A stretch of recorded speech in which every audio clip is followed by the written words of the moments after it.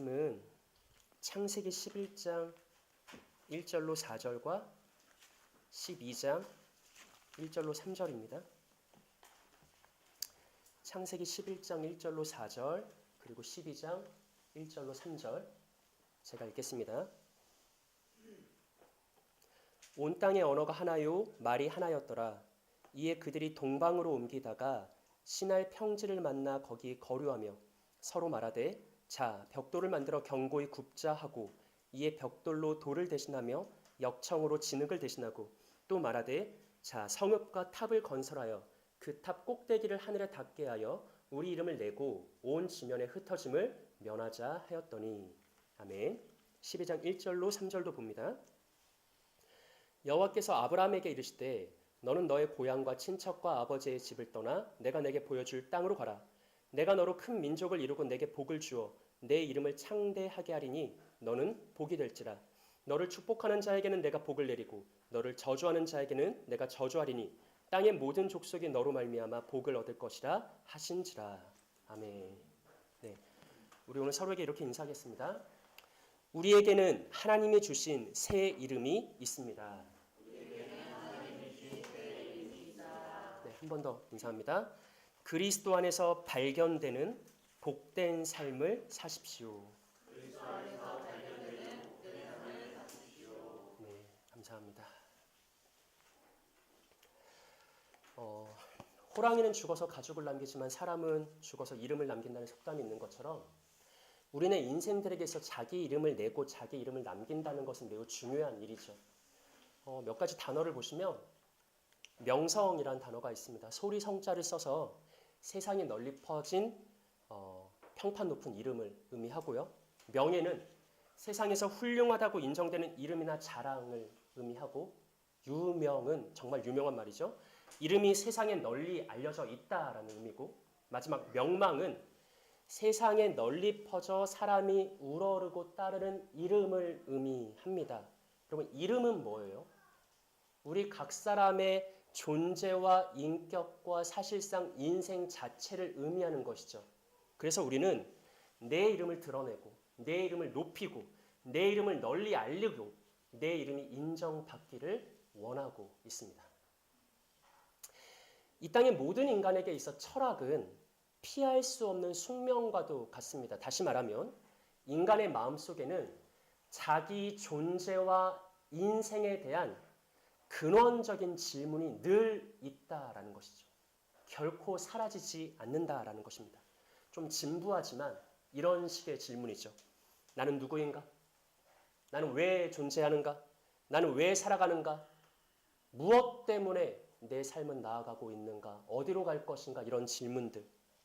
이것은 육체적, 정신적, 사회적 조건과는 상관없이 이 땅 모든 사람들의 마음 깊은 곳에 내재되어 있고 평생 일어나는 숙명과도 같은 질문입니다. 그래서 우리는요, 본능적으로 나를 발견하길 원하고 나를 알길 원하고 또 나의 존재감을 알리고 확증받길 원해요. 자기 이름을 낸다라는 것은 그만큼 우리 모두의 동일한 잠재 욕구이고 동시에 그 잠재 욕구가 실제 삶의 원리로, 삶의 가치로, 삶의 원동력으로 또한 삶의 목적으로 나타나게 되어 있습니다. 그럼 이것은 멀리 갈 것 없이 우리 각 사람의 SNS만 봐도 확인할 수 있는 사실이죠. 하지만 성경은 이에 대해서 뭐라고 말하냐면 모든 인간의 마음은 죄로 오염되었다. 그래서 사람들은 진짜 자기를 알지도 못하고 찾지도 못한다. 세상 어디 그 누구에게서도 자기만의 진정한 유일한 존재감을 확인받지 못한다. 확증받지 못한다라고 말해요. 그럼에도 불구하고 우리 안에는 그 욕구가 끊어지지 않습니다. 그래서 우리는 각자의 방식으로 우리만의 방식으로 자기 이름을 내세우고 자기를 증명하기 위해 살아갑니다. 그것을 이렇게 부를 수 있겠죠. 그릇된 자기 이해, 그릇된 자기 증명, 그릇된 자기 명성이라고 말이죠.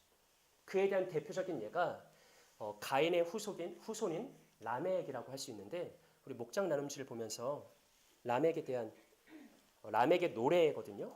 23절과 24절 한번 읽어보겠습니다. 시작.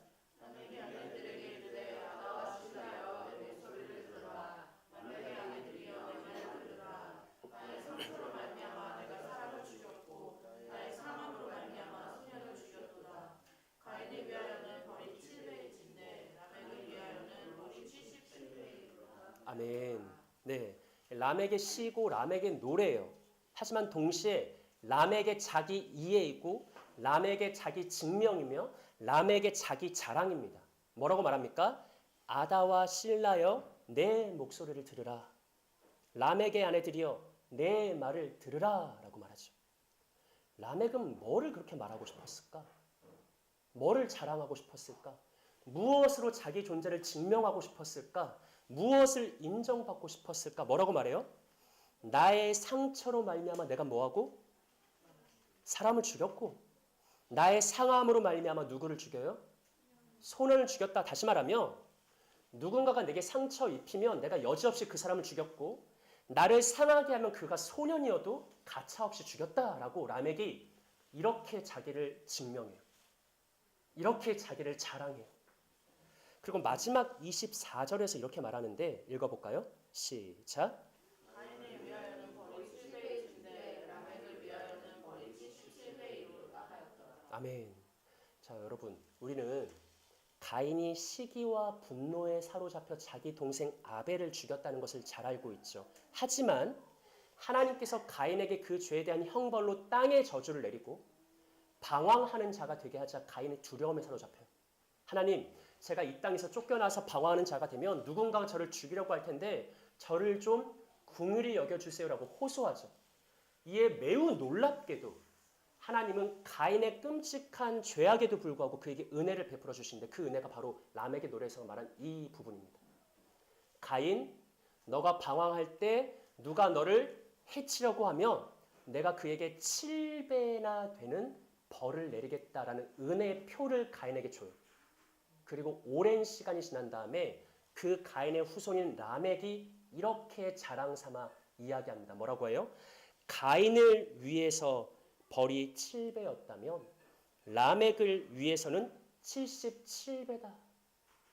이게 무슨 말이냐면 람액이 자기를 자랑하고 자기를 증명하는데 뭐라고 하냐면 나는 내 조상 가인보다 더 많이 사람을 죽였어.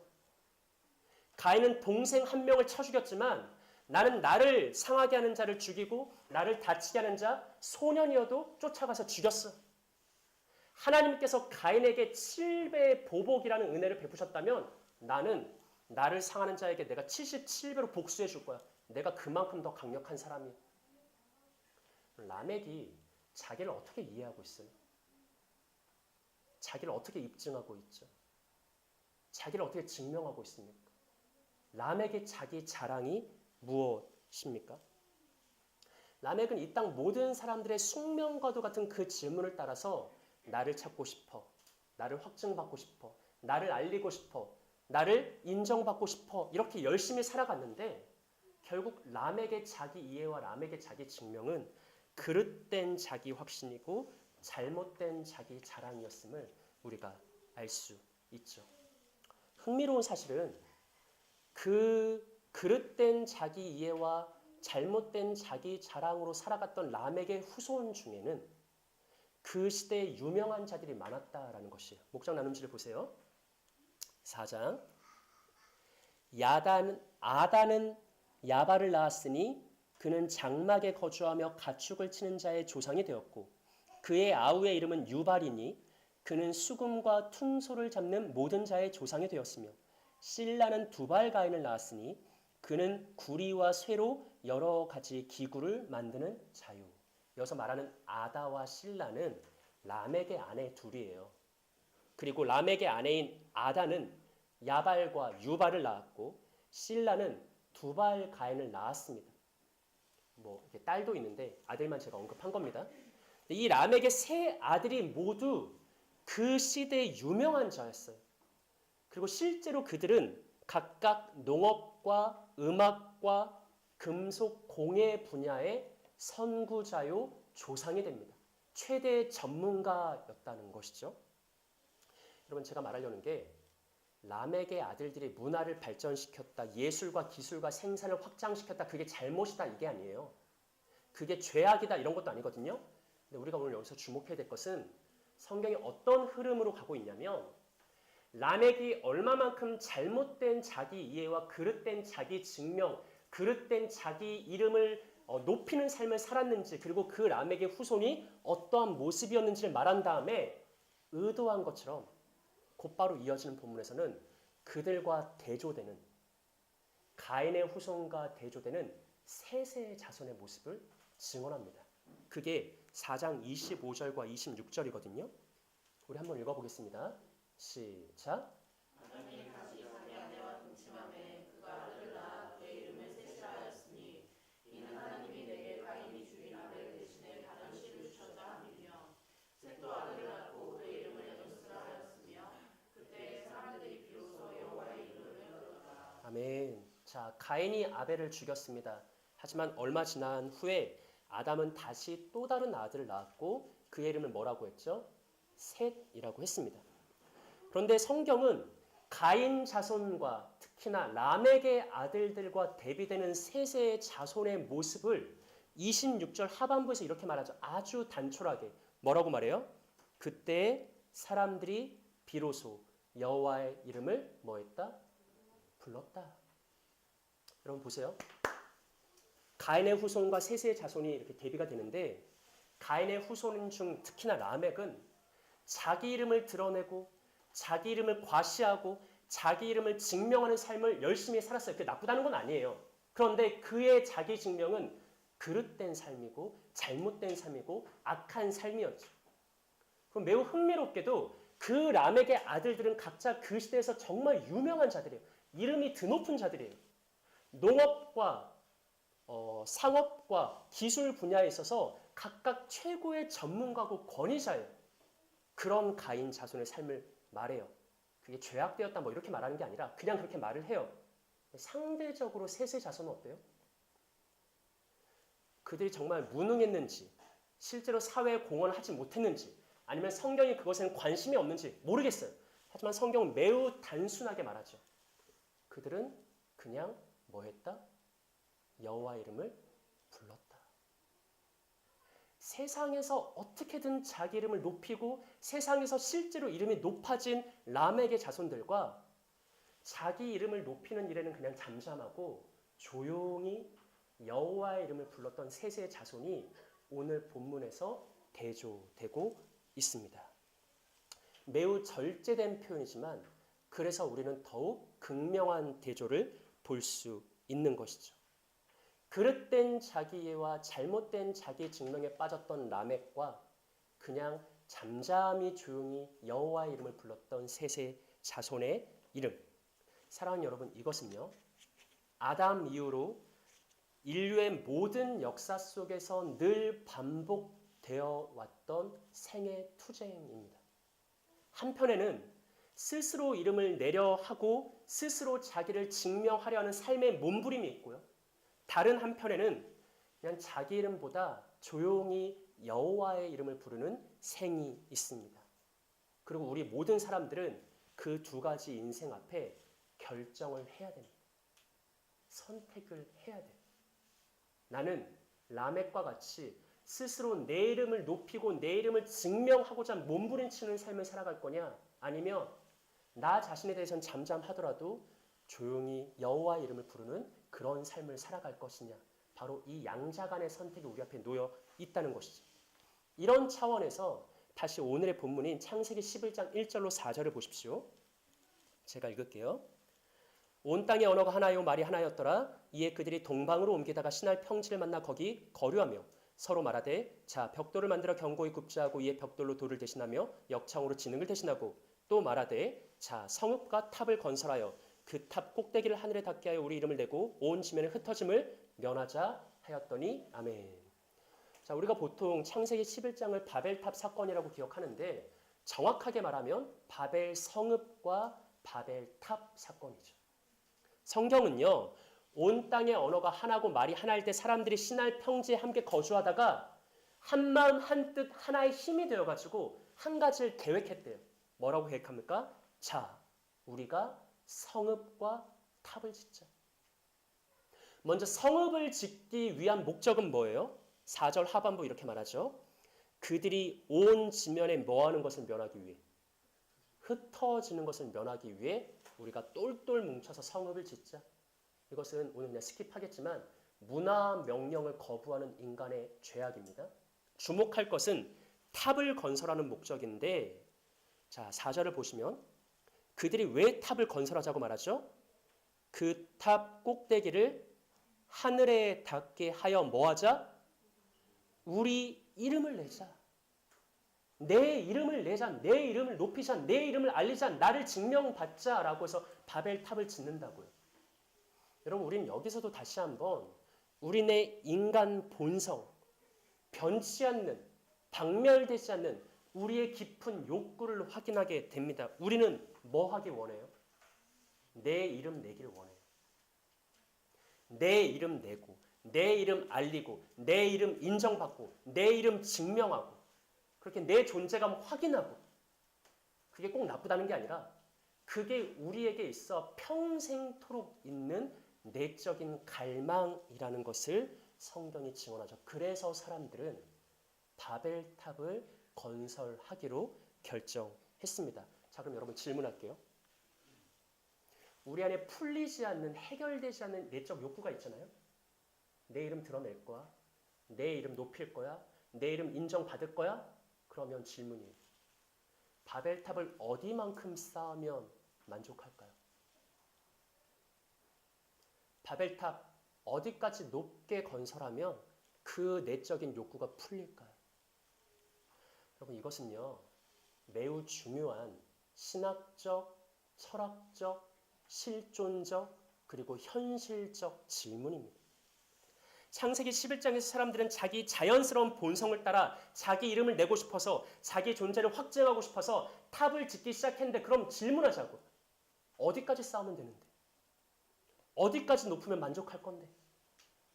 4절을 보세요. 또 말하되 자 성읍과 탑을 건설하여 어디까지? 그 탑 꼭대기를 하늘에까지 닿게 하자. 놀랍게도요. 당시 사람들은 바벨탑을 하늘까지 닿게 하자고 계획했습니다. 여러분, 우리는 이 짤막한 표현을 두 가지 관점에서 이해할 수 있거든요. 첫 번째는 아주 전통적인 입장에서 구약 성경에서 하늘이 가진 은유적 의미를 생각하면 구약 성경이 하늘과 땅을 말할 때 하늘은 하나님의 보좌요, 땅은 인간의 거처라고 말하거든요. 그러니까 즉 바벨탑을 하늘에까지 닿게 하자는 것은 내가 하나님의 영역까지 올라가겠다라는 교만의 상징입니다. 그러니까 아담과 하와의 선악과 사건의 반복이라고 할 수 있는 거죠. 우리는 모든 인간은 그 마음이 죄로 인해 어두워지고 부패하고 뒤틀려졌기 때문에 감히 창조주의 영역에까지 올라가서 창조주와 비기고자 하는 어리석음이 있는데 그게 창세기 11장 바벨탑 사건에서 재현되었다는 것이죠. 자, 그보다 두 번째 의미를 집중해서 생각해 봅시다. 하늘에까지 탑을 짓자. 두 번째 관점 어떻게 생각할 수 있냐면 하늘이 가까운 듯 보이지만 실제로는 아득해서 결코 닿을 수 없는 곳이거든요. 이런 관점에서 그들의 시도와 그들의 계획과 그들의 모의를 우리가 이해할 수 있어요. 밤하늘 한편에 꽉 찬 만월이 걸리면 우리는 신비로운 경이로움에 사로잡혀서 이런 생각을 해요. 아 진짜 손만 뻗으면 저거 잡을 수 있을 것 같아 라고 생각하죠. 정말 밝은 달이 뜨면 어쩌면 창세기 11장의 사람들도 마찬가지 생각이 아니었을까? 가까운 듯 보이는 저 하늘을 바라보면서 저기까지 닿겠는데? 쌓을만 한데? 우리가 온 땅의 언어가 하나고 말도 하나인데 힘을 합치면 하늘까지 올라갈 법한데? 라고 생각하고 그들은 바벨탑을 쌓기 시작했죠. 다시 질문하면 어디까지 쌓으면 만족할까? 어디까지 높아지면 그들의 내적 욕구가 풀릴까? 문학적인 표현인데 하늘까지. 무슨 말이냐면 아무리 쌓고 쌓아도 결국 도달할 수 없다라는 거예요. 마치 요한복음 4장의 수가성 여인처럼 남편을 6이나 바꿔도 그의 내적인 욕구가 결코 채워지지 않았던 것처럼 아무리 애를 써도 아무리 반복해도 다다르지 못했던 것처럼 바벨탑도 마찬가지예요. 갈 법한데? 될 것 같은데? 시작을 하지. 하늘까지만 올라가면 정말 마음이 그 욕구와 그들의 갈망과 그들의 원함이 풀릴 거라고 생각하죠. 그런데 성경이 말하는 것은 아무리 쌓아도 아무리 노력해도 그 하늘은 닿지 못한다라는 거예요. 하나님이 보시기엔 하늘에 계신 하나님이 보시기엔 너무나 우스꽝스러운 일이죠. 너무나 무지한 일이죠. 어리석은 일이죠. 근데 사람들은 세상 진지하게 한층 더 올리자. 한층만 더 올려보자. 한층만 더 올려보자. 평생을 라멕과 그의 후손들이 평생을 자기 이름 내고 자기 이름 높이고 자기 이름 증명받기 위해서 닿지도 못할 탑을 쌓고 또 쌓는 그런 헛됨의 삶을 살아갔다라는 것인데 중요한 것은 이게 인류 역사 속에서 매 시대마다 반복된다는 거죠. 이것은 그냥 옛날 옛적의 창세기 11장의 바벨에서 있었던 사건만이 아니라 오늘을 사는 우리들의 시대에서도 여전히 동일한 현실입니다.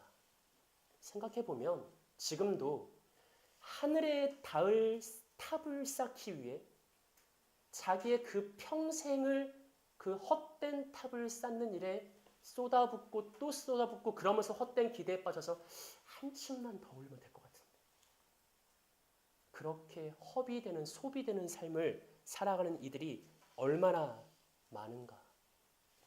창세기 11장이 우리의 그런 모순적인 모습을 보이죠. 그리고 하나님은 곧바로 이어서 의도한 것처럼 창세기 12장에서 바벨탑의 인생 현실과 대조되는 아브라함을 향한 약속을 보여주십니다. 우리 본문 12장 1절로 3절 한번 읽어볼까요? 합독합니다. 시작. 여호와께서 아브라함에게 이르시되 너는 너의 고향과 친척과 아버지의 집을 떠나 내가 내게 보여줄 땅으로 가라. 내가 너로 큰 민족을 이루고 내게 복을 주어 내 이름을 창대하게 하리니 너는 복이 될지라. 내가 축복하는 자에게는 내가 복을 드리고 너를 저주하는 자에게는 내가 저주하리니 땅의 모든 족속이 너로 말미암아 복을 얻을 것이라 하시니라. 아멘. 너무나 유명한 우리가 자주 살펴봤던 아브라함을 향한 하나님의 약속인데 오늘 특별히 바벨 이야기와 연결해서 볼 때 우리의 눈길을 끄는 하나의 표현이 있습니다. 뭡니까? 내 이름을 창대하게 하겠다. 바른 성경, 내 이름을 크게 하겠다. 세번역 성경, 내 이름을 크게 떨치게 하겠다. 여러분, 이러한 하나님의 약속은 앞선 바벨 이야기와 너무 대조되는 거 아니에요? 성경은 우리에게 뭘 말하고 싶어 하는 거예요? 앞선 창세기 4장에서 라멕의 후손과 셋의 후손의 대조적인 삶을 보여주면서 너 어떤 삶을 선택할래? 라멕처럼 그의 평생을 하늘에 닿지도 못할 탑을 쌓으려고 그릇된 자기 증명, 그릇된 자기 확증에서 그렇게 소모적인 삶을 살래? 아니면 셋의 자손처럼 조용히 여호와의 이름을 부르는 삶을 살래라고 말했잖아요. 동일하게 창세기 11장과 12장을 우리 앞에 놓이면서 두 가지 인생이 있다. 너에겐 두 가지 옵션이 있다. 두 가지 선택이 있다. 무엇을 따라갈래? 바벨처럼 살아갈 것이냐? 아니면 아브라함처럼 살아갈 것이냐? 그럼 바벨의 사람들은 스스로 자기를 확인하고 스스로 자기를 확증하고 스스로 자기를 증명하기 위해 매일 탑을 쌓는 삶을 살아갔죠. 근데 아브라함에게 하나님이 나타나셔서 내가 너의 이름을 창대하게 해줄게. 지금 이 옵션이 있는 거예요. 내 스스로 내 이름 높이고 내 스스로 내 이름 증명하는 그런 소모적인 삶을 살 거냐 아니면 하나님께서 내 이름을 높여주시는 그 삶을 살 것이냐. 이거 옛날 이야기가 아니라고요. 오늘 이 시대 그리스도인들을 향해서 여전히 제기되고 있는 두 가지 삶의 원리, 두 가지 삶의 방식, 두 가지 삶의 모습, 바로 그러한 도전이라는 것이죠. 하나님이 아브라함에게 바벨탑 이야기가 끝나자마자 아브라함에게 나타나셔서 내가 너의 이름을 창대하게 해줄게. 너 스스로 네 이름 확증하려고 소모적인 삶 살 필요 없어. 너 스스로 네 이름 인정받으려고 네 이름 널리 알리려고 네 이름 높이려고 그렇게 애쓸 필요 없어. 내가 너의 이름을 창대하게 해줄게라고 약속하시니까 아브라함이 어떻게 반응하는지 우리 창세기 12장 8절 한번 읽어볼까요? 네, 합독합니다. 시작. 그가 곳에서 여호와께 제단을 쌓고 여호와의 이름을 부르더니 아멘. 아브라함이 어떻게 반응해요? 하나님께 제단을 쌓고 여호와 이름을 뭐 했다? 불렀다. 어떤 장면이 떠오르세요? 떠오르십니까?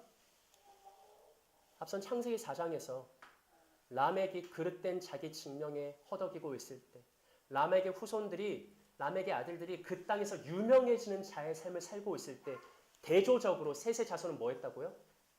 여호와 이름을 불렀다.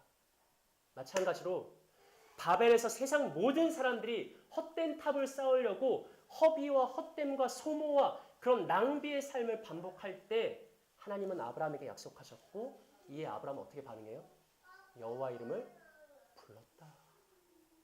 내 이름을 외치고 내 이름을 높이는 게 아니라 여호와의 이름을 불렀다라고 말을 했죠.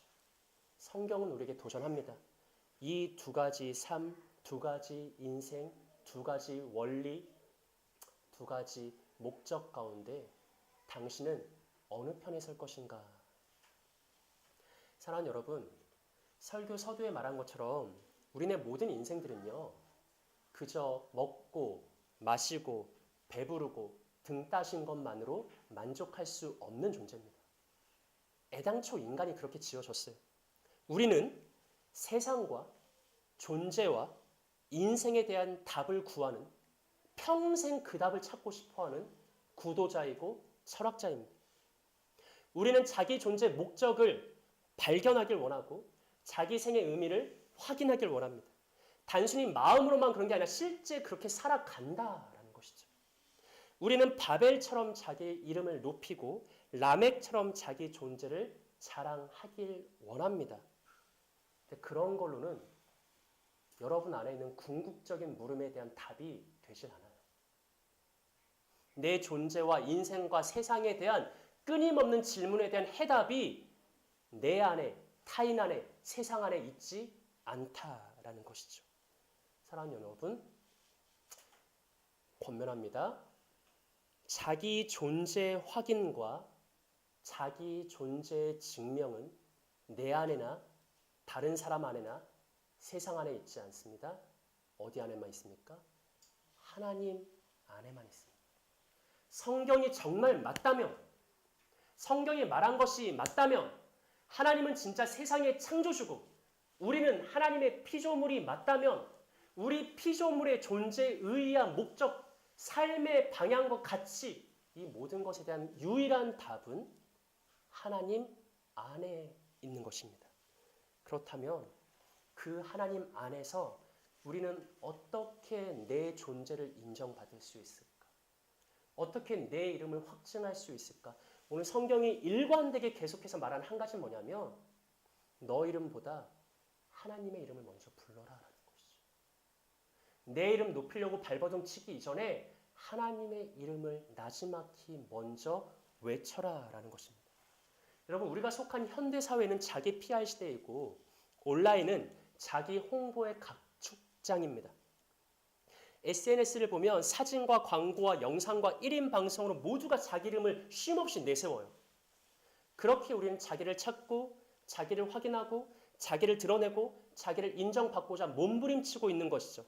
그렇게 하지 말라는 게 아니에요. 그게 죄라는 말도 아니에요. 그런데 그 전에 자기 이름을 내세우고 자기 이름을 드러내고 자기 이름을 높이는 것보다 우리에게 먼저 필요한 것이 뭐냐면 여호와의 이름을 부르는 내적인 삶이라는 것이죠. 그럼 예레미야를 보면 하나님께서 이스라엘의 잘못을 책망하시는 부분이 있습니다. 우리 앞선 2장 13절 한번 읽어볼까요? 시작. 내 백성이 두 가지 악을 행하느니 곧 그들이 생수의 근원되는 나를 버리건다 스스로 노력한 것인데 그것은 그 누구나 다 주시할 터진 운덩이들이니라. 아멘. 자, 이스라엘 백성이 행한 악은 두 가지입니다. 하지만 동시에 한 가지. 그들이 어떤 잘못을 했냐면 생수의 근원이신 하나님을 버리고 스스로 물을 얻길 원했다는 거예요. 생수의 근원인 여호와를 떠나서 스스로 웅덩이를 팠다는 거예요. 하나님이 보시니까 그 웅덩이가 뭐래요? 터진 웅덩이. 아무리 평생 물을 담으려고 애써도 구멍이 나 있기 때문에 물이 계속해서 빠져나갈 수밖에 없는 앞선 바벨탑과 동일한 이미지죠. 아무리 평생에 한층만 더 쌓고 또 쌓아도 하늘에는 도달하지 못하는 바벨탑처럼 마찬가지로 이스라엘이 죄악을 행했는데 생수의 근원인 하나님을 버리고 스스로 웅덩이를 팠다. 그런데 그 웅덩이가 터진 웅덩이다. 아무리 평생 무엇인가를 확보하고 저장하려고 해도 늘상 남는 게 없더라. 그에게 확보되는 게 없더라. 하나님께서 이 아이러니한 삶을 우리에게 제시하고 있는 거죠. 문제는 우리가 한 사람의 독자로서 성경 텍스트를 읽으면, 여러분이 한 사람의 청중으로서 하나님의 말씀을 들으면 너무나 당연하게 선명하게 확실하게 보이는 문제들이 막상 일상의 영역으로만 가면, 삶의 문제로만 들어가면 그렇게 안 한다는 거예요. 또 삶으로 가면 바벨탑을 쌓고 또 일상으로 가면 터진 웅덩이를 찾아요. 생수의 근원인 하나님을 외면하고 스스로 자기 이름 내고자, 스스로 자기 이름 증명하고자 수단과 방법을 가리지 않는다. 이게 태초부터 변치 않는 우리 인간의 역사다라는 것이죠.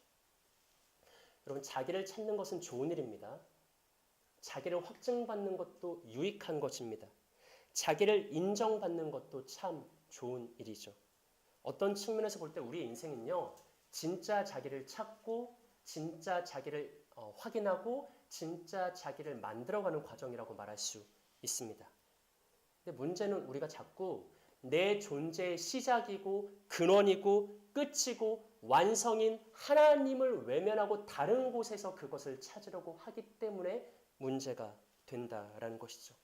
하나님을 떠나서 자기 이름을 찾고자 하면 결국 우리에게 남는 것은 짓다만 탑, 터진 웅덩이밖에 없습니다. 사랑하는 여러분, 바쁘고 분주한 삶을 살고 있죠. 어떤 생을 잠잠히 돌아보고 자기 인생을 반성할 만한 그런 여유조차 없이 분주하게 살고 있죠. 그럼에도 불구하고 우리에게는요, 어느 순간 치밀어 오르고 화살처럼 불현듯 박히는 집요한 질문들이 결국 끊어지지 않습니다. 여러분이 사람인 이상 아무리 바쁘고 분주해서 뭘 생각할 여유도 없어, 고민할 여유도 없어 이렇게 살아가더라도 불현듯 화살처럼 내 마음에 나는 왜 살아가지? 이렇게 바쁘게 분주하게 사는데 내 삶의 의미는 뭐지? 나는 왜 이 땅에 있는 거지? 무엇이 진짜 가치 있는 삶이지? 이거는 박멸되지가 않아요. 우리 인간의 삶에서. 그리고 자기 존재와 인생에 대한 궁극적인 답은 내 안에 없고 다른 사람 안에도 없고 세상 안에도 없고 오직 하늘에 계신 하나님께만 있습니다. 그래서 성경은 진짜 너를 찾고 싶다면 먼저 여호와 이름을 불러라.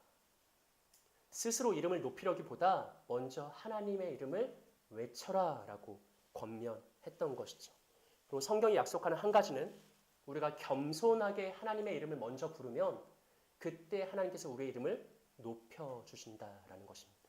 그리고 한 걸음 더 나아가서 논의를 한 번 더 진전시켜서 우리가 오늘 꼭 기억해야 될 한 가지는 뭐냐면, 그렇게 우리가 내 이름을 부르기보다 하나님의 이름을 먼저 부르고 내 이름을 높이기보다 하나님께서 내 이름을 높여주시는 신앙의 삶을 반복하고 살아가다 보면 어느 순간 그 과정 속에 우리는 하나님께 설득돼요. 하나님께 설복당해요. 분명 처음에는 나 누구야? 나를 찾고 싶어서.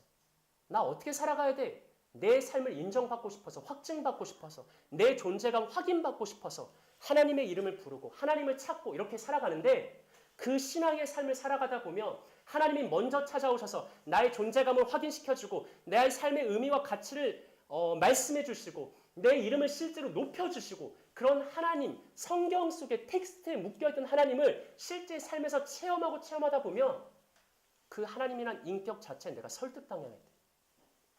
그래서 우리의 삶이 변화됩니다. 처음에는 내 이름 찾고 싶어서, 내 이름 높이고 싶어서, 내 이름 인정받고 싶어서 하나님을 찾았던 우리가 점차 하나님께 설득당함에 따라 이제는 내 이름이 아닌 억지나 강요가 아닌 누가 그것을 강요한 게 아니라 내 스스로의 자발적인 의지와 뜻을 따라서 내 이름 아닌 하나님 이름으로 살아가길 원해요. 내 이름보다 하나님 이름 높아지길 원해요. 내 이름 추구하는 것보다 하나님 이름 추구하길 원하게 돼요. 그게 우리 신앙의 삶의 여정입니다. 그리고 어쩌면 이래서일까? 성경에는 그렇게 하나님 이름 부르며 하나님을 추구하며 살다가 생의 어느 결정적인 순간 하나님께 새 이름을 받는 존재들이 여럿 있습니다. 오늘 우리가 살펴본 아브라함이 그렇고 야곱도 그렇습니다. 아브라함의 본래 이름은 아브람이에요. 하지만 하나님은 그를 설득하고 설복하고 마침내 아브라함 스스로가 하나님 이젠 내 이름을 위해서가 아니라 하나님 이름 위해 살고 싶어요 라고 할 때 그의 이름을 바꿔주세요. 아브라함으로. 야곱의 이름은 뭐예요? 속이는 자. 야곱이란 이름 자체가 속이는 자예요. 빼앗는 자예요. 약탈자예요. 야곱은 하나님을 부르면서도 평생을 약탈하고 속이고 빼앗고 기만하는 삶을 살았어요. 하지만 그가 마침내 하나님 내 이름이 아닌 하나님의 이름을 부르고 싶습니다. 하나님의 이름으로 살아가고 싶습니다. 라는 그 생의 결정적인 순간 하나님이 그의 이름을 이스라엘로 바꿔줘요. 그럼 이름이 바뀐다는 건 뭐예요? 새 이름을 받는다는 건 뭐예요? 내 존재가 없어지는 게 아니에요. 내 존재가 흐릿해지는 게 아니에요. 새 이름을 받는다는 것은 전혀 새로운 존재가 된다는 거예요.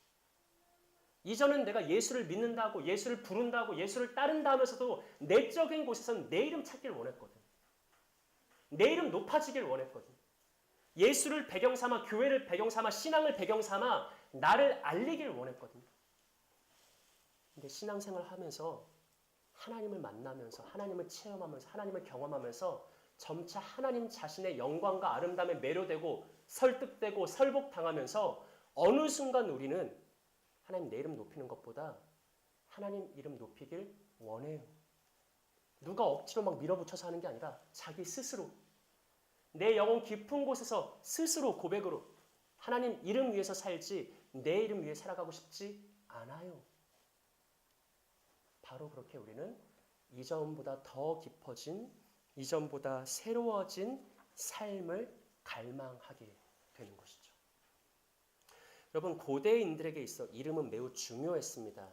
단순히 이름 그 자체가 중요한 게 아니라 여러분 옛날 사람이나 요즘 사람이나 다 이름은 좋은 의미를 갖다 붙여요. 그러니까 이름 자체가 중요한 게 아니에요. 그보다 이름이 중요한 이유는 뭐냐면 고대인들에게 있어서 이름은 자기가 누구에게 속해 있는지를 나타내는 수단이에요. 여러분 중세 영화를 보면 가끔씩 끝도 없이 기나긴 이름을 가진 막 왕 이름 막 나열하다가 막 한도 끝도 없이 길어지잖아요. 왕족과 귀족들의 이름이 있죠. 왜 그렇게 이름이 길어요? 그 이름 안에 그의 지위와 그의 신분이 포함되어 있기 때문에 그래요. 고대인들에게 있어서 자기 이름을 알린다는 것은 단순히 이름 석자를 알리는 게 아니라 내가 어느 나라인지, 어느 민족인지, 어느 가문인지 결정적으로 내 아버지가 누군지, 고대인들에게는 아버지가 누군지가 가장 중요했거든요. 내 아버지가 누구인지 바로 그렇게 내 소속을 드러내는 게 이름이에요. 그리고 놀랍게도 이름은 자기 소속을 드러내는 수단일 뿐만 아니라 자기 존재가 증명되는 수단이기도 합니다. 우리는 이름을 통해 내가 누구에게 속했어요 라고 말하면서 내가 누구인지를 증명하는 거예요. 내 아버지가 누구예요? 내가 어떤 가문이에요? 이렇게 하면서 나 자신이 누군지를 증명하고 나 자신 누군지를 확증받는 거예요. 그게 이름에 담긴 중요한 의미죠. 우리 그리스도인들에게도 새로운 이름이 있습니다. 내가 스포를 해버렸네. 우리 신자들에게도 새로운 이름이 있습니다. 내가 누구에게 속했는지, 내가 어디에게 속했는지, 내가 어떤 사람인지, 어떤 존재인지 그것을 나타내고 확증하는, 인정받을 수 있는 우리 신자들의 새로운 이름이 있습니다. 많고 많은 이름이 있지만 저는 그 중에 그리스도인이라는 이름이 우리에게 참 중요하다고 생각합니다. 여러분 어떤 이름으로 불리길 원하세요? 물론 우리가 아브라함이나 야곱처럼 하나님께서 직접 우리 이름 석자를 바꿔주신 것은 아니지만 우리가 예수 그리스도를 믿고 예수 그리스도를 영접하고 예수 그리스도와 동행함으로 인해서 하나님은 이전 아브라함에게 하시고 야곱에게 하셨던 것처럼 우리에게 전혀 새로운 이름을 주시는데 그 이름 중 하나가 뭡니까? 그리스도인이라는 거죠. 나는 그리스도인입니다 라고 말할 때 거기는 어떤 의미가 함축되어 있을까요? 내 소속을 말하는 거예요. 내 이름 석자 말하는 게 아니라 나는 누구에게 속해 있는가? 어디 소속인가? 그를 통해 내 존재를 말하는 거죠. 그리스도인은 그리스도께 속한 사람을 의미합니다. 나는 예수 그리스도에게 속한 사람입니다. 나는 예수 그리스도의 사람입니다. 나는 예수 그리스도를 따르는 사람입니다. 바로 그렇게 우리는 새 이름을 가지고 내 새로운 존재를 증명하고 내 새로운 존재를 사람들에게 확증하는 것이죠. 바로 그렇게 우리는 그리스도인이라는 새 이름을 가지고 하나님 안에서 내 진짜 존재를 확인하고 확증하고 인정받을 수 있는 것입니다. 세상에서는 하늘에 닿을 수 없는 탑, 결국 터진 웅덩이밖에 찾을 수 없지만 우리는 그리스도 예수 안에서 진짜 나를 찾을 수 있습니다. 마지막으로 짤막하게 이걸 한 번 더 깊이 들어가면 우리 빌립보서 3장 7절로 9절 마지막으로 읽어볼까요? 시작. 그러나 무엇이든지 내게 유익하는 것을 내가 그리스도를 위하여 다 해로 여길 뿐더러 또한 모든 것을 해로 여김은 내 주 예수 그리스도를 아는 지식이 가장 합당하게 되느니라. 내가 그를 위하여 모든 것을 잃어버리고 배설물로 여기는 그리스도를 얻고 그 안에서 발견되려 함이니. 아멘. 저는 이 바울의 고백이 오늘 우리가 해왔던 논의에서 보면 그 마지막에 정점을 찍는 깊고도 깊고 드높은 신학적 증언이에요. 바울이 뭐라고 말하냐면 나는 새 이름을 얻었다. 그래서 그리스도 안에서 얻은 세상 무엇과도 비할 수 없는 가장 고상한 새 이름이다. 근데 바울이 뭐라고 말하냐면 9절 상반절에 뭐라고 말하죠? 그 안에서 뭐하고자 한다? 발견되고자 한다. 바울은 어떻게 이런 말을 할 수 있었을까? 여러분 우리는요 나를 찾고 싶어 하지 진짜 나를 발견하길 원해요. 그래서 나도 찾고 다른 사람도 만나고 세상 곳곳을 뒤지고 심지어 예수님 안을 들여다보죠. 나를 찾고 싶어서. 근데 바울이 말하는 건 뭐냐면 우리 신자들은 생애 어느 순간 하나님께 완전히 설복되면 하나님 안에서 나를 찾는 게 아니라 전혀 다른 하나님 안에서 내가 어떻게 돼요? 발견돼요. 하나님 안에서 나 스스로를 찾고 나 스스로를 확인했어 이게 아니라 내가 하나님 안에서 발견돼요. 마치 아브라함이 스스로 자기 이름을 높이지 않아도 하나님이 아브라함에게 먼저 찾아오셔서 아브라함의 이름을 직접 높여주시는 것처럼 우리가 그리스도 안에서 경험하는 신자의 영광과 복됨은 뭐냐면 그리스도 안에서 나를 애써 찾고 확인하고 증명하는 게 아니라 그냥 그리스도 안에서 내가 발견돼요. 내 의미가 그냥 확증돼요. 내가 무엇을 하는 게 아니라 예수 안에서 그냥 나라는 존재와 나라는 인생과 나라는 생과 나의 모든 것이 그냥 드러나요. 그리고 그 안에서 우리는 진짜 나다운 삶, 새 이름에 걸맞는 새로운 존재, 새로운 삶으로 변화되는 것입니다. 사랑하는 여러분, 권면합니다. 남은 12월 한 달, 한 해 끝자락이지만 그럼에도 불구하고 새롭게 살아가십시오. 마침 해의 첫 시작인 것처럼 그렇게 새로운 삶으로 한 해, 한 달 열심히 살아가십시오. 그러기 위해서 하나님의 이름을 먼저 부르십시오. 예수님의 이름을 부르십시오.